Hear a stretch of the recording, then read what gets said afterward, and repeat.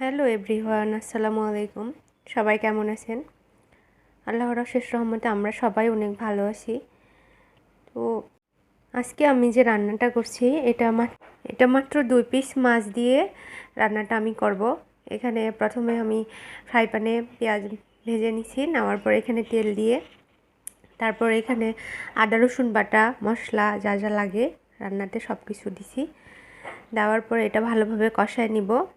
এই তো মশলাটা কষানো হয়ে গেলে এখানে হচ্ছে আমি কিছুক্ষণ নাড়াচাড়া করে তারপর কেটে রাখা টুকরা মাছগুলো এখানে দিয়ে দিব। এখানে মাছ দেওয়ার পরে কিছুক্ষণ আরও নাড়াচাড়া করব যেন হচ্ছে মাছগুলা এত ছোটো করার কারণও আছে, যদিও এখানে মশলা যেন ঢোকে সব কিছু, তাই জন্য। তারপর এটা মাছ কষানো হয়ে গেছে আমার।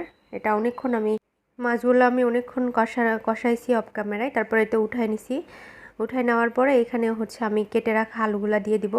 আলু দেওয়ার পরে এটা আরও কিছুক্ষণ আমি আলু সেদ্ধ হওয়া পর্যন্ত কষাবো। তারপর এখানে বেগুন অ্যাড করলাম, যদিও এখানে ক্লিপটা নিতে ভুলে গেছি। তারপর এখানে অনেকক্ষণ নাড়াচাড়া করে কষানোর পরে সব মশলার গন্ধগুলো যাওয়ার পরে আমি ঢেকে দিয়ে তারপর পানি দিছি। তো যাই হোক, এরপর আমি ঢেঁড়স ভাজিটা আগেই করে রাখছিলাম আর ভাতটাও করে রাখছিলাম। তো সবাই ভালো থাকবেন, আমরা এখন খাওয়া দাওয়া করব। আল্লাহ হাফেজ।